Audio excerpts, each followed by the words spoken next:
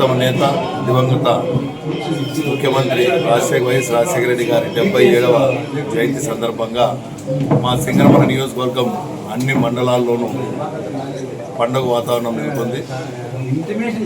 అందరూ మన వైఎస్ఆర్ కార్యకర్తలందరూ ప్రతి ఒక్క మండలంలోనూ కేకులు కట్ చేసి ఆయనకి ఘనంగా నివాళులు అర్పించడం జరిగింది.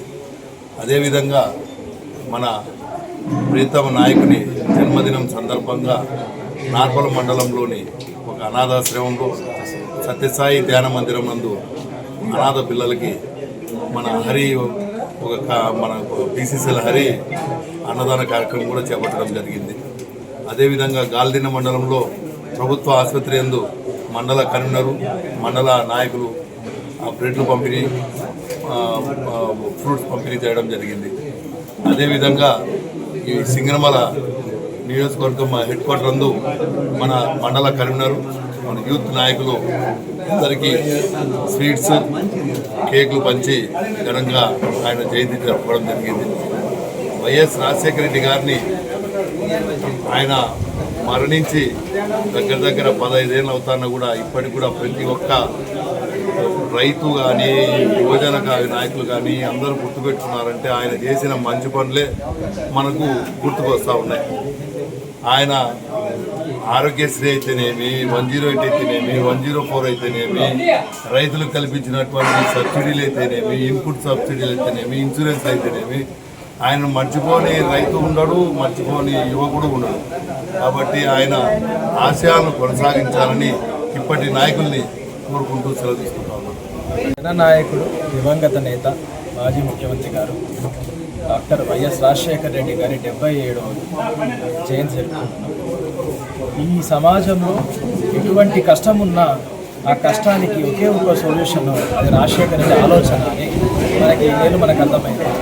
పిల్లలు చదువుకోవాలంటే ఫీజు రియంబర్స్మెంట్, ఆరోగ్యం బాగాలేకపోతే ఆరోగ్యశ్రీ, అంబులెన్స్ అవసరం వస్తుందేమని 108, రైతులకు సబ్సిడీ, ఇన్పుట్ సబ్సిడీలు, పొలం పెట్టుకునే డ్రిప్పులకి అన్నిటికీ సబ్సిడీలు.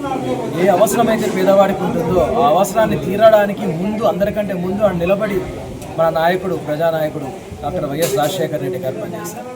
అందుకే ఆయన మరణించి ఇన్ని సంవత్సరాలు అవుతున్నా అతని రాజ్యమే, అతనికి టైంలో జరిగిన విషయాల తర్వాత అతని కుమారుడు వైఎస్ జగన్మోహన్ రెడ్డి అన్నగారి రాజ్యంలో జరిగినది మాత్రమే రైతులకు కానీ, విద్యార్థులకు కానీ, బడుగు బలహీనులకు కానీ, పేదలకు కానీ చెప్పుకోదగ్గ అభివృద్ధి జరిగిన సందర్భాలు. ఇటువంటి సందర్భంలో కూడా మా హరి ఇక్కడ శ్రీ సత్యసాయి ధ్యాన మందిరంలో కూడా పిల్లలకి అన్నదాన కార్యక్రమం పెట్టారు. తలుచుకుంటూ ఇంతటి మహనీయుడు పుట్టినరోజుని గుర్తుపెట్టుకొని అతని స్ఫూర్తిని ముందుకు తీసుకెళ్లాలని, మరి ఇంకొకసారి రాజన్న రాజ్యం రావాలంటే జగనన్న తిరిగి రావాలని మనం చేసుకుంటాం. ఈరోజు కాన్స్టిట్యున్సీయే కాదు, మొత్తం రాష్ట్రం అంతా రాజశేఖర రెడ్డి ఒక గొప్పతనాన్ని ఇంకొకసారి గుర్తు తెచ్చుకొని పులకరించిపోతుంది. ఇదే రాజ్యం తిరిగి రావాలని కోరుకుంటాం. జననేత, మన ప్రియతమ నేత డాక్టర్ వైఎస్ రాజశేఖర రెడ్డి గారి 77వ జయంతి సందర్భంగా ఈరోజు నార్పల్లో ప్రాథమిక ఆరోగ్య కేంద్రంలో పాలు బ్రెడ్ పంచడం జరిగింది. అదేవిధంగా ఆయన విగ్రహానికి ఘనంగా పూలమాల వేసి మిఠాయిలు పంచడం జరిగింది. ఎందుకంటే రాజశేఖర రెడ్డి పరిపాలనలో మామూలు రైతులకి, అదేవిధంగా విద్యార్థులకి, అట్లాగే రైతన్న రాజ్యం అంటే రాజశేఖర రెడ్డి చేసిన పరిపాలనలో సంక్షేమ అభివృద్ధి అంటే రాజశేఖర రెడ్డి గారు ముఖ్యమంత్రి ఉన్నప్పుడు చాలా అద్భుతంగా చేశారు.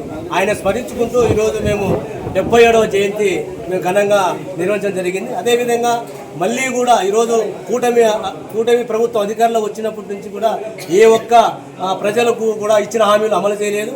అదేవిధంగా రాజశేఖర రెడ్డి పరిపాలన మళ్ళీ రావాలంటే 2029లో జగన్మోహన్ రెడ్డి గారిని సీఎం చేసుకోవాలా. ఆయన ముఖ్యమంత్రి అయితే ప్రజలందరూ కూడా ఈ రాష్ట్రం అంతా కూడా బాగుంటుందని చెప్పేసి మీకు అందరూ తెలియజేస్తున్నారు.